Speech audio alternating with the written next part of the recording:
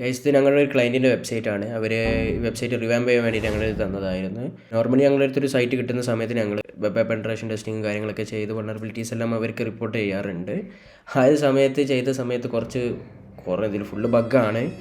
So അതിലൊരു ഏറ്റവും comedy ആയിട്ടുള്ളൊരു ബഗ്ഗാണ് ഈ ഒരു വീഡിയോയിൽ ഞാൻ കാണിക്കാൻ പോകുന്നത്. സോ ക്ലയൻറ്റ് യൂസർ ഫ്രണ്ട്ലി ചോദിച്ചപ്പോൾ ഡെവലപ്പേഴ്സ് അവർക്ക് കൊടുക്കാൻ പറ്റുന്ന നെക്സ്റ്റ് ലെവൽ യൂസർ ഫ്രണ്ട്ലി കൊടുത്തു എന്നതാണ് ഇവിടെ കാണുന്നത്.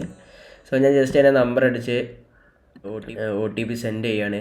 ആ ഒരു സമയത്ത് ഞാൻ നെറ്റ്വർക്ക് ടാബ് എടുക്കുന്നു, ഞാൻ സെൻഡ് കൊടുക്കുന്നു.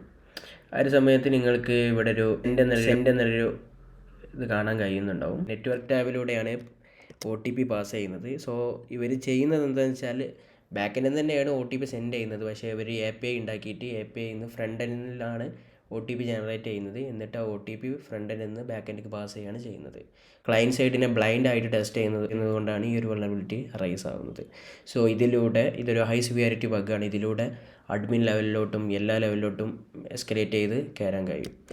സോ നിങ്ങളൊരു വെബ്സൈറ്റ് ഉണ്ടാക്കുമ്പോൾ അല്ലെങ്കിൽ നിങ്ങൾ ആരെങ്കിലും ഇങ്ങനെ ചെയ്തിട്ടുണ്ടെങ്കിൽ എത്രയും പെട്ടെന്ന് മാറ്റുക എന്നതാണ് പറയാനുള്ളത്. സോ ഞാനിപ്പോൾ OTP